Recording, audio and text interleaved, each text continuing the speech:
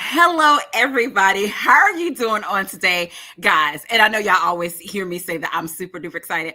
I am totally, absolutely, without a doubt, super duper excited. Guess who's back at the cafe? Yes, my friend, author Renee Ryan. Guys, she has a new one, The Last Fashion House in Paris. Guys, let me tell you, this book is so good. It is edge of your seat, page turning good. And I am so excited that we get to hang out with author Renee Ryan on today. You know what to do. Like, tag, and share. Tell a friend to tell a friend to join us at the cafe. But not only that, guys, grab a warm beverage, pull up a seat because we have lots of things to talk about. And you never know, Renee Ryan may just spill a little bit of tea just for you. Oh my goodness, Renee, please introduce yourself to the people. Well, first of all, thank you for having me back. You are one of my favorite people on the planet, and I just am always so appreciative and honored to be here. I am Renee Ryan. I am a novelist. I started out as a romance novelist, and now that you've read this book, you know that I put a little bit more romance in this one than I've ever Yes. done. And not a lot. It is definitely in the background, but it's definitely an arc in this, two arcs really in this book. And I have been writing. This is my 33rd published novel. Wow, that's awesome. Yeah. So here we go. And it's set in World War II Paris. And it's my last World War II book. Okay. I don't know forever, but certainly that's the end of it. It was a full circle for me. There's lots of Easter eggs in this one. Yes. And Renee, we're going to talk about, I put that in my notes. I was like, we got to talk about those Easter eggs as well. Oh my goodness. But thank you. Thank you again for being here. I'm so excited. Oh, thank you, LaShawn. I love that. I love it. Well, guys, let me just tell you, we are in for a treat tonight because she just shared with us, and this is kind of like the last one or what have you. And of course, y'all know she started off with the Widows of Champagne, the Secret Society of Salzburg, and then the Paris Housekeeper. And now, y'all, the Last Fashion House in Paris. And y'all, I will spill a little bit of tea at the beginning. I shared with Renee behind the scene. I was like, Renee, you did your good writing, girl. I was like, you did your good writing. This book, guys, let me just tell you again, I know I said it earlier, it is edge of your seat, page turning good. And so, Renee, before we get into the goodness of this book, my friend, we have to talk about the cover. Oh my goodness, you have had some amazing covers, but this cover was gorgeous. I remember when you did the cover reveal and you was like, art, you received your author copies. I was like, Renee, I have to get a copy of this book. But tell us a little bit about the cover. It is gorgeous, by the way. And when you saw your final print or final proof, what was that like for Renee Ryan? Oh, I love that you asked that question because it's actually kind of funny. When this was this cover, as you can see, it's set in a fashion house, so it was really important that we put fashion on the book. Yes. And there's two younger heroines in the story. There's an older one as well who ended up becoming probably my favorite in the story, Sabine. But these two really drive the story. And so they wanted both to show the sisterhood and friendship of these two, the art department. And there is a mini fashion show, actually, even though it was during the war. And so we wanted to make sure that we showed that these women, while they worked in a fashion house, were also very fashionable. But however, and I have to say this, the purple dress is not historically accurate. Okay. At all. Okay. And my editor would not show me the final cover. I kept saying, "Where's the cover? Where's the cover?" She's like, "Oh, it's not ready yet." and she put me off for like 2 weeks. And oh, wow. 3 weeks. And then it went into a month. And I'm like, "Now, Melissa, I know, you know what that is." And then she showed it to me. She's like, "I'm so sorry." And you know what? It's such an eye-popping cover. that I'm okay with it. Just so I was like, it's okay. I was really okay with it not being super historically accurate. The purple gown, the red is, and then of course it's World War II. So they had to throw in the Spitfires really at the end. See those Yeah. right there. And then they didn't have anything to show that it was Paris. So then they had to go back and put in the little Eiffel Tower in the back. Yeah. So that was the process for the cover, but I'm very happy with it. I think it's very eye-catching. It is eye-catching. And Renee, again, I absolutely love this cover. And I honestly can say that this book, from the cover, y'all, to the back cover, this book is so good. And one of the things, Renee, before we kind of get into the details of the book, is that the last fashion house in Paris. And of course, guys, once you read the book, the title totally makes sense as well. But of course, we got to get Renee to spill a little tea. Was this your original working title, Renee? Or did the title come around later? Because it totally works for this book. Actually, the title was The Last Atelier in Paris. Y'all, we get some tea. Okay. Okay. Yes. And I was sticking to it. Last Atelier. The marketing department didn't know what atelier meant. Okay. And basically it is the workroom of a fashion house. It's where all the work is done in a Parisian. Basically, it's an art studio, and it can be any kind of art, an atelier.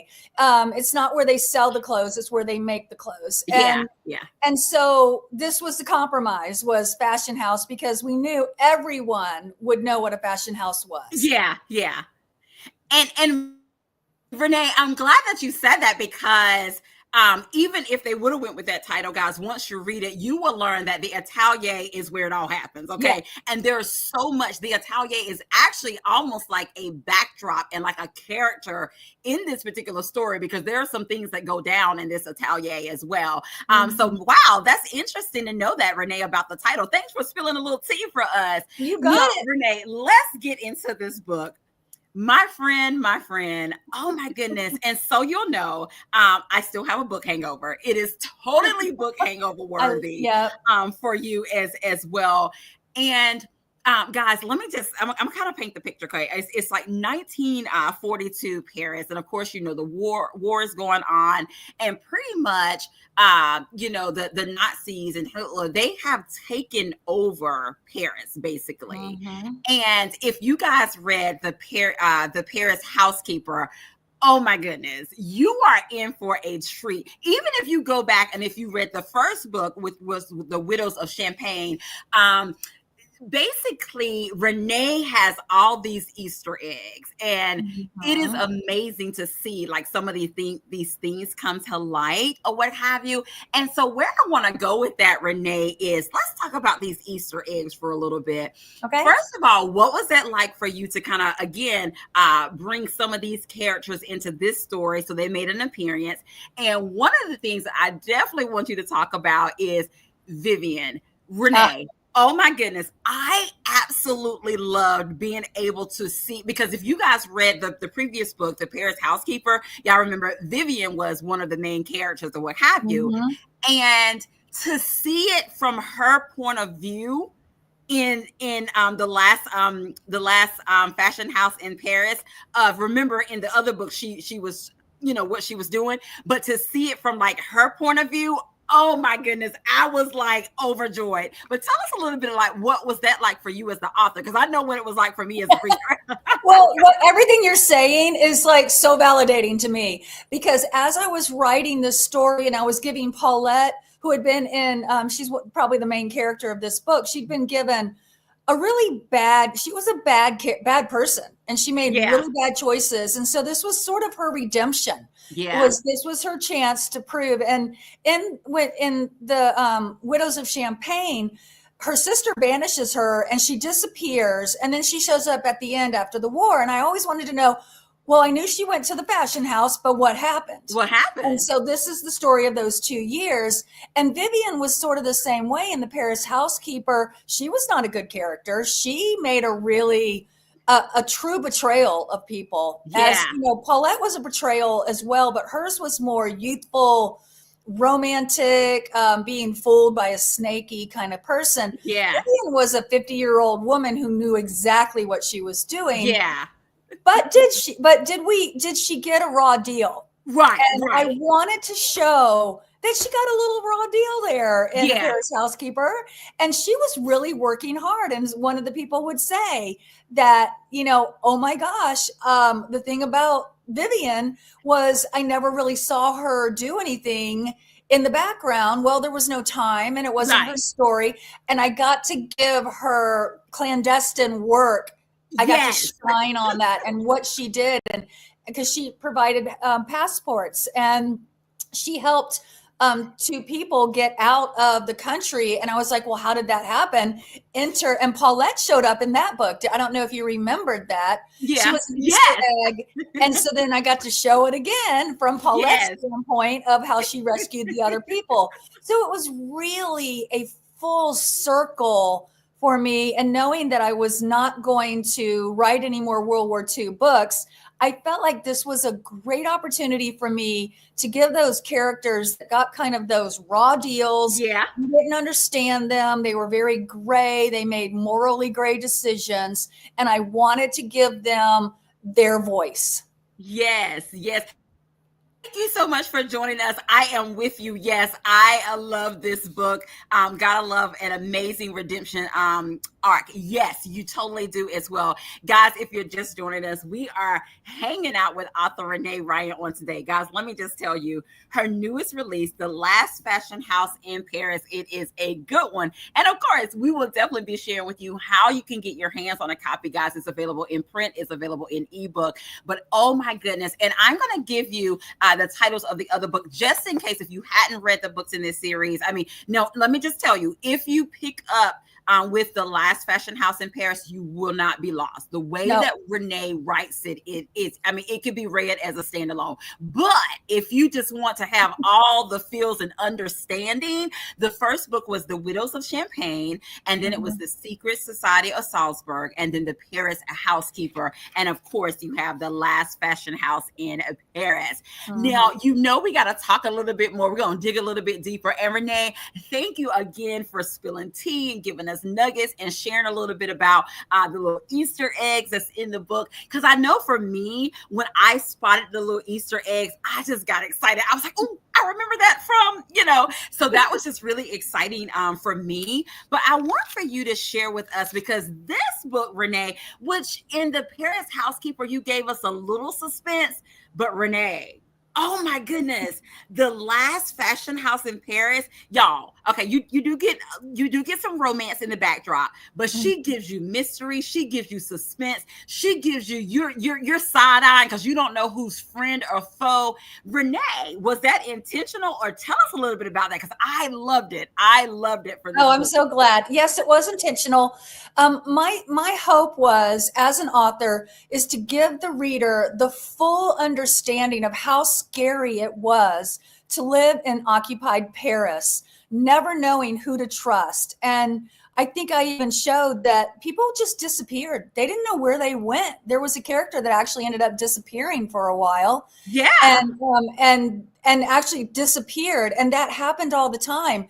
And people were so afraid. And they, it looked until the very end that the Nazis were going to win. And a lot of people threw in, they went all in with the Germans. And I think that I demonstrated that in the last, in The Paris Housekeeper, where in the opening, when they were marching on the city, there were people cheering the Germans as they were coming into the city, literally taking them over. And I wanted to show how the people that resisted, that understood that this was a dictator and this was a regime that wanted to literally kill people who did not agree with them and did not follow lockstep with their ideology. Sound familiar? Anyway, and so what they ended up doing was resisting, but it was life-threatening. And the person sitting next to you in this atelier could be your biggest enemy. Yeah. Or your greatest friend. Yeah. That's so true. And guys, let me just tell you, if you're just joining us, hanging out with author Renee Ryan on today, guys, her latest release, The Last Fashion in Paris. As you can see, I am super duper excited about this one. Guys, it is a tell a friend to tell a friend good read. And of course, guys, buddy read it. Book clubs out there. Oh my goodness, this is an amazing book club read as well. There's so much to talk about, so much to discuss. And the characters, we're getting ready to get into these characters as well. But Renee, I want for you to share with us. Of course, I know that this is the fourth book, if I'm not no, is this the fourth one or the fourth one that was a World War II. But what was because I mean, at the fashion house, and guys, she give us fashion, okay, with the fabrics and all of that stuff. But what was the research like for this? Well, when I started writing this book, I wasn't even sure that there were still fashion houses operating during World War II because, Wow. Coco Chanel shut hers down. Yeah. And so I had to decide, kind of like with the Widows of Champagne, is this even viable? Were they able to continue? And so as I discovered, and it was a lot of digging deep to discover that Hitler wanted to move the entire fashion industry to Germany. And he was going to take it all, everything that was art and driven, and he was going to take it and move it to Berlin. But what happened was he couldn't do it, even though he was going to attempt it, was because of all the artisans. I mean, there were millions, up to hundreds of thousands of people that worked in the industry, from people who made buttons to people who made accessories to people who sewed, and these were skilled artisans that would take sometimes generations to create. And so they made a deal with Hitler to keep the fashion industry in Paris, but only a very small portion were able to stay in operation. And I'm not going to tell you how or why this one did.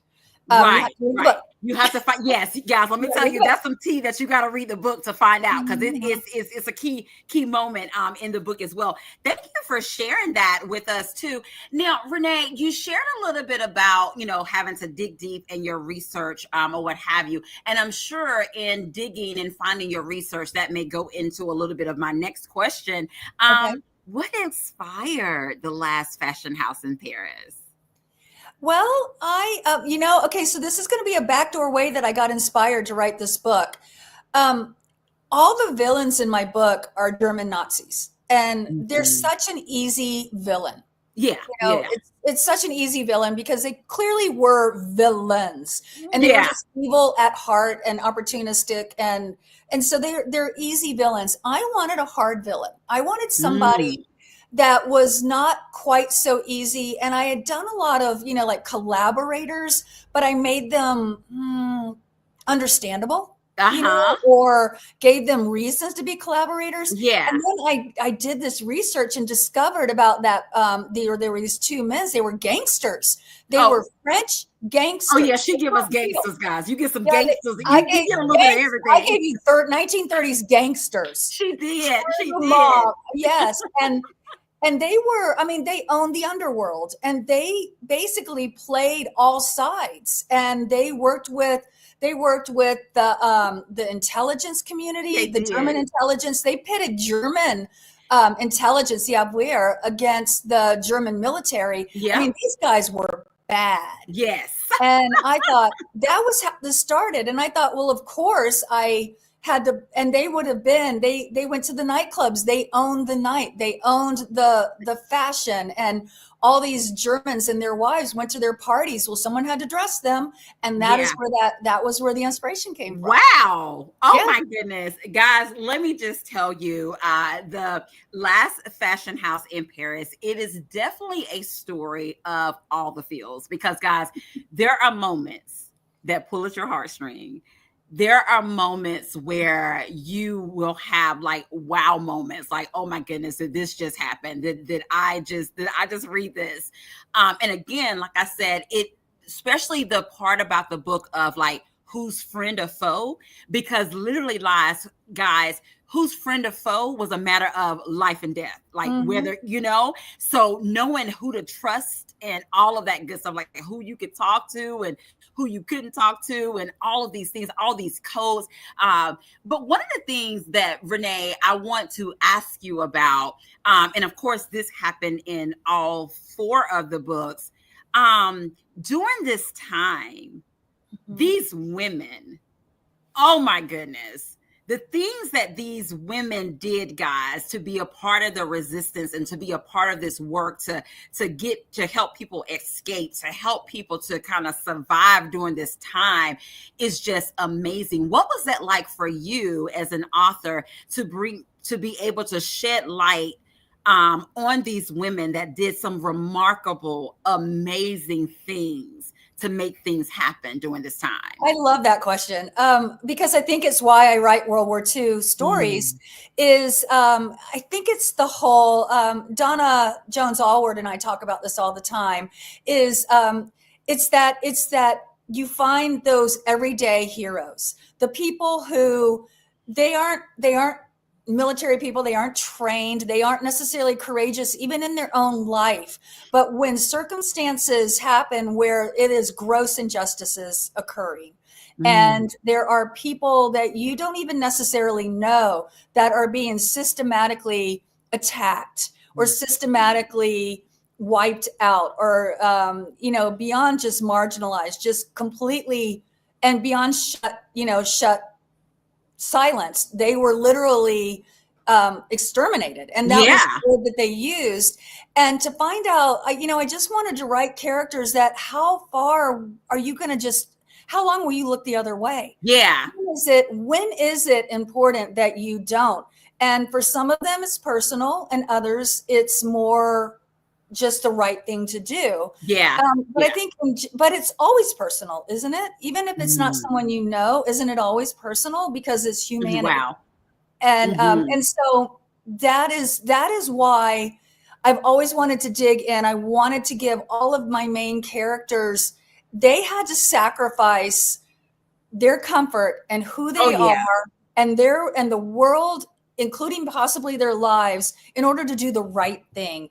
And Yeah. so many people in those countries did not. So Wow. many people were silent. So many people shut their door and locked their door and just waited it out. Wow. And yeah, or threw their hat in the ring with the bad people, thinking we're going to be on the right side eventually. And Mm. so anyway, so yeah, that's where my Wow. heart is. Renee, thank you so much for sharing that. And also, again, thank you so much for shedding light on the bravery of these women too. Because again, guys, literally, if they were found out, I mean, it was death. That was, they And were going to be torture. It killed. wasn't just death. Yeah. And the thing about the gangsters, that group of the French underworld and the French criminals, was they enjoyed torturing. Yes. It wasn't just they enjoyed it, and it was under the guise of interrogation, or under the guise of, oh, we're gonna get paid for this when we turn over resistance workers. But really, they enjoyed it. They They enjoyed it. enjoyed inflicting torture. Yeah. And when you are business wise, professionally in bed with people like that, so to speak, like one of my characters, that is a constant tightrope that she was walking every day. Yeah, it was. It truly was. And Renee, Sharon has a great question. She wanted to know, was it hard for you emotionally to write this book? How was Oh, that? Talk a little bit about that. it took me a year. And that's not that a year to write it. That's not a year to, it took me a long time to research it, but that's to me the fun part.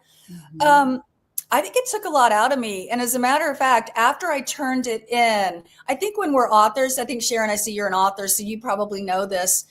You throw all yourself into it. You put pieces of yourself into every character, including the bad characters. I had to tap into some of that as well. Didn't like that. Don't like that, but Mhm. they're not real if you don't do that. They're cardboard. Yeah.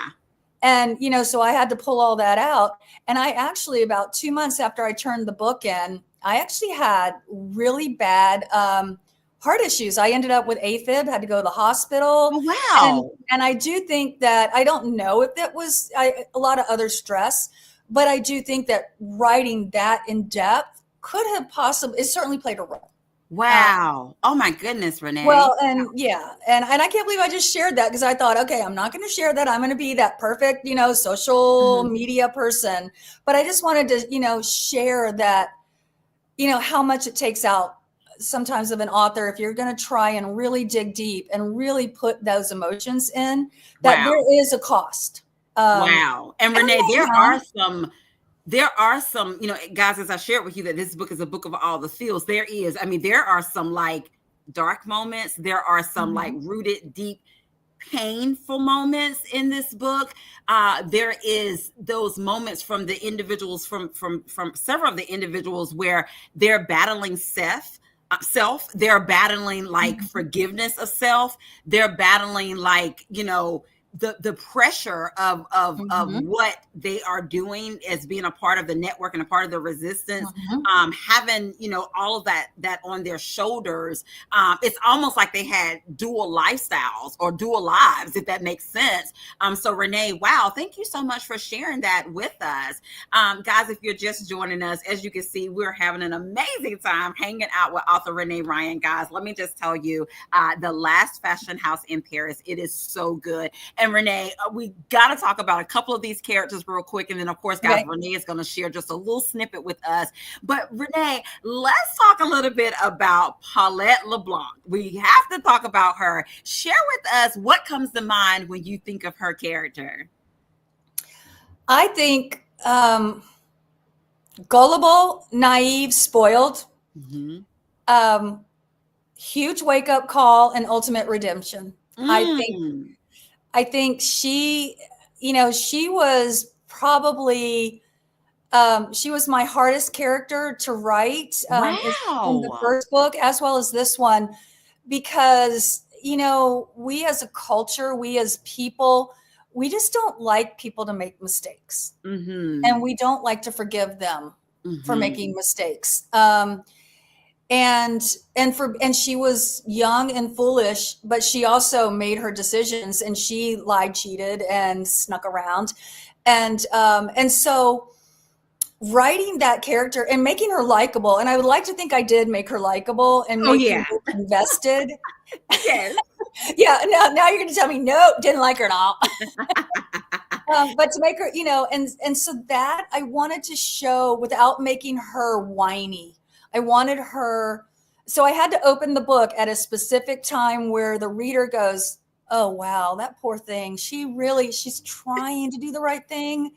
But, people know who she is and know what she's capable of, and they aren't giving her any slack. And Renee, let me just say, you delivered, because of course at first it's like you're feeling one way, but the way that you did her journey, oh my goodness, it's like, because there are moments where you understand her, the way that you wrote her character and the way that you took us on a journey with her, that when it all like when it all opens up, oh my goodness, it's like she pulls at your heartstring and you are literally rooting for her. Like, you can do this. You can do this, Paulette. Again, I feel like you delivered with her character. Now, we got to talk about Mademoiselle Sabine. Let's talk about her. Oh my goodness. She's, I had an aunt Kay, who I just wanted to be. She just raised, she was my father's sister. And I kind of modeled her. She was always so fashionable and just so smart. And I wanted to give Paulette a mother. And I wanted to give her a sister, because she lost her mother in the last book, and she lost her sister because of her own thought. So Sabine became her mother. She was her surrogate mother. Sabine became the mother of everyone that worked for her. And I wanted a character that just had that hard businesswoman, smart, courageous woman, lost her own child. Yeah. Opened and has basically adopted everyone that works for her, to her detriment, ultimately. To her detriment, yeah. But and so she was very, very much a mother to me, and very, very courageous, and very much my Aunt Kay. And then Nicole was the sister, the surrogate sister that Paulette, the one that forgives her almost immediately as soon as she realizes what she did, knowing, the old, but for the grace of God go I. And also knowing that she had made her own decisions as well. Yeah. Yeah. And guys, let me just tell you, you will absolutely fall in love with with you will absolutely fall in love with Nicole's character as well. Again, there are some Another pull at your mother. heartstring moments, Mhm. and again, just a strong, brave young woman. And again, I enjoyed, Renee, how you did her journey as well. So it was almost like you gave us the journey of Nicole and Paulette. The friendship that they ended They up build bonding, eventually. almost like sisters, Mhm. like you said, sisters. Mhm. And then with Mademoiselle Sabine, her character, guys, and even the other characters. And we shared a little bit earlier about Vivian making an appearance in this book, and And the then there's way some that men too. There's two y'all, male characters. There's Andre yes. and Philippe, Yeah, who I was going to ask you a little bit about Philippe. If you could share a little bit about his character, what was so his name? he's Sabine's son-in-law, and he's lost his wife, who was her daughter, and he has become very hard. He is on for all intents and purposes a gangster, and he moves in that world. So he is, and Paulette has instant attraction, and immediately doesn't trust that, and immediately doesn't trust herself. And why should she? Because of the world that he lives in and navigates. And I won't tell you any more about him, but he Yes, was you a got to read the book, guys. You got to read the book. Oh my goodness. Now, of course, Renee, I know they're on the edge of their seats because we spilled a little tea. We shared with them about this great book. So I'm going to allow you to set the stage or set the tone of what you're getting ready to share with us. Just a little bit of the last fashion house in Paris. Well, I thought I'd start in the beginning Okay. because I want you to sort of understand the jumping off point for the book. And so it's Paulette. Her mother has just been arrested by the Nazis. She's been interrogated. Paulette was arrested with her mother, but was released because the Nazi law, the Nuremberg laws, said that you only had to have two grandparents that were Jewish in order to be considered a Jewish. And Paulette only has one. And so Paulette is then brought home, and it's 2 weeks later, and her mother has disappeared. And the German that has the head of the Gestapo that has made her disappear is known for that. And he plays a role in this book too. He shows up in Paris as well. And so she is reeling because she has sent in her mind her mother. She tried to save her mother, but her mother gets arrested because of her. So that's where we're going to set the stage. All right. So, if only Paulette had kept her mother's secret. If only she trusted her sister a little more and Friedrich a whole lot less. Maman would not want you to blame yourself, Paulette. A telling choice of words. But you blame me, Gabrielle, don't you? Her sister said nothing, and in her silence, in that tight, unforgiving set of her shoulders, Paulette knew that she was condemned, judged, disapproved.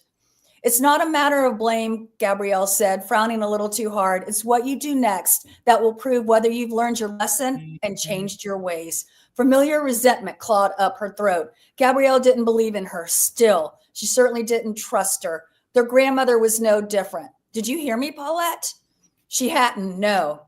Would you mind repeating that last point, please, Gabrielle? Gabrielle held her gaze, the frown digging deeper, as if there were two paths set before her, and she wasn't entirely certain what she would choose. Something dark and ominous crept through Paulette, a premonition.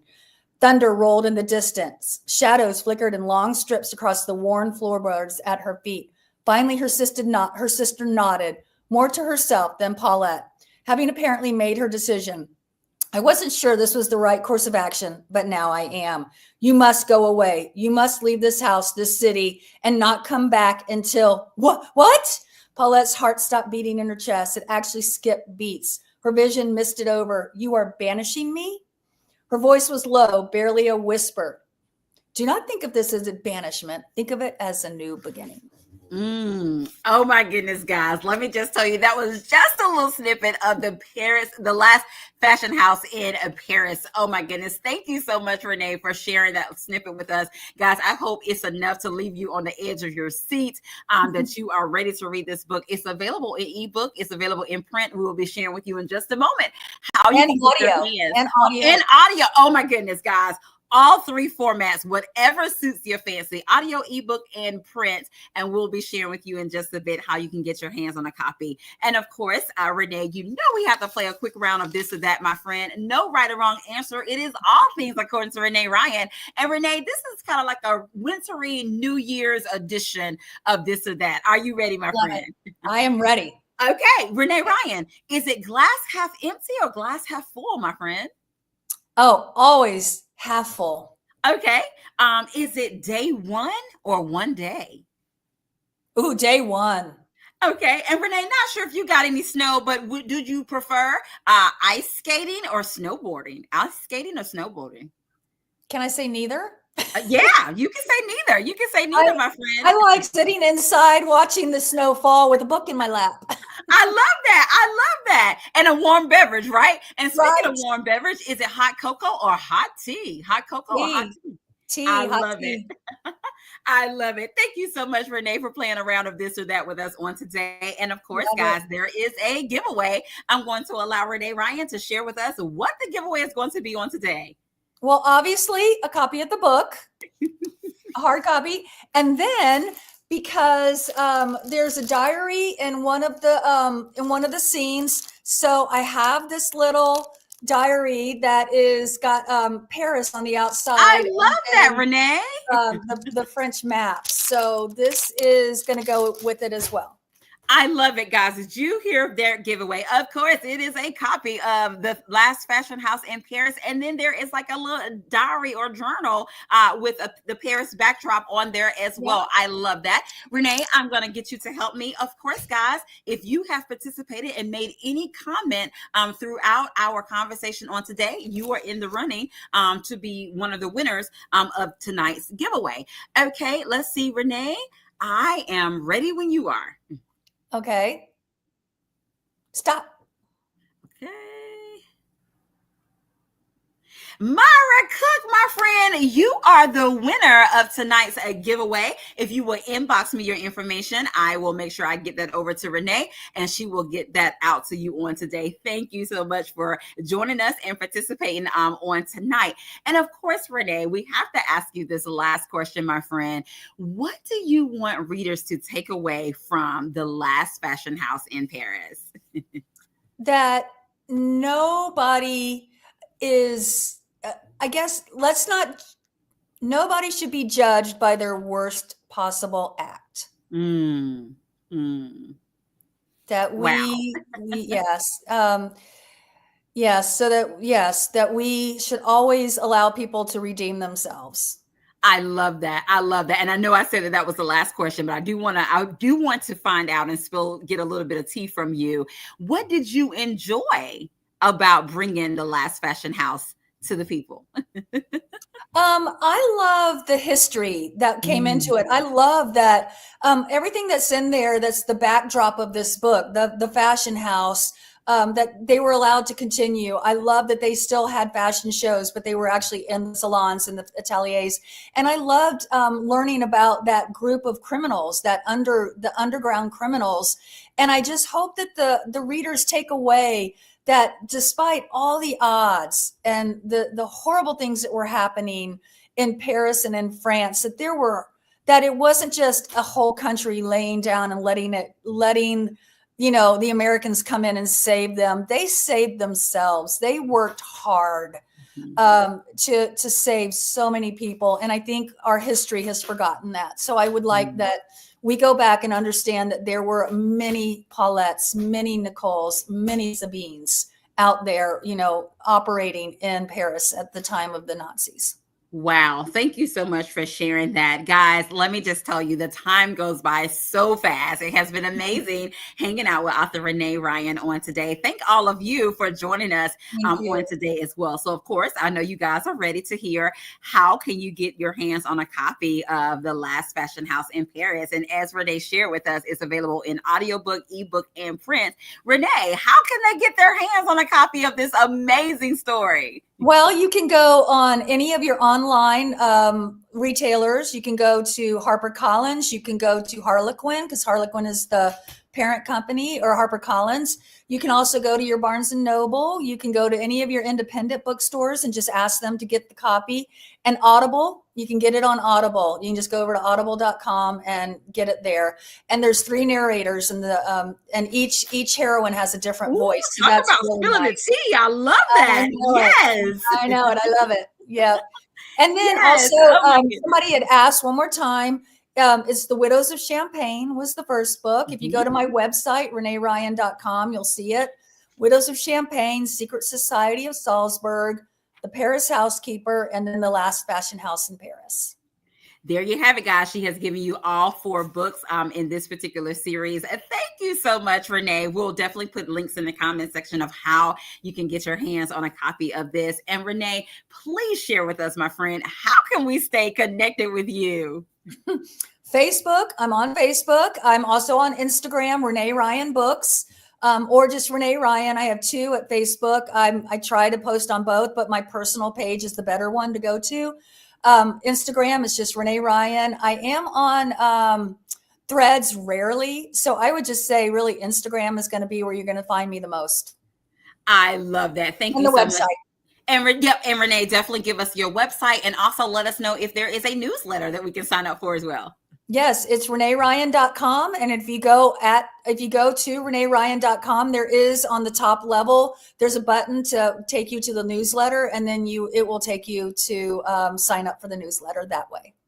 I love it. I love it. Well, guys, there you have it. Definitely stay connected with Renee Ryan. You can find her on Instagram. You can find her on Facebook. You can go to her website as well. And definitely when you go to her website, guys, sign up for her newsletter, all of that good stuff as well. Renee, again, thank you so much, my friend, for hanging out with us and sharing with us your latest release, The Last Fashion House in Paris. And I want to allow you, my friend, to have the last words of what you want to say to the people. Okay. First thing I have to say is I apologize for my background. I'm in a temporary apartment. It's terrible. I know it. I apologize. I actually do live in a nicer place most of the time. And honestly, I would just ask that everybody just be kind, be gentle, be open to others, and be open to hearing somebody's heart, and not just assuming that their behavior is where their heart is. And I hope that that's a takeaway from this book. I love it. Thank you so much, Renee Ryan. I definitely appreciate it. And it's always a pleasure to have you here at the cafe. So thank you for coming back and joining us on today. Guys, that is our show on today. We have hung out with author Renee Ryan, The Last Fashion House in Paris. We have shared with you how you can get your hands on a copy of it. And of course, guys, once you read it, definitely leave a review. I know that author Renee Ryan will be so appreciative for that. And if you see it out in the wild, definitely take a picture, like, tag, and share. You know, we love to say that as well. And of course, you can stay connected with me on Facebook, on Instagram. Subscribe to my YouTube channel, Angela Anderson YouTube, all of that good stuff as well. And of course, as we always say, have an amazing day, because have an amazing day, because we're having an amazing day. And until next time, we'll see you guys later. Bye-bye. Get you a copy of The Last Fashion House in Paris. Bye-bye.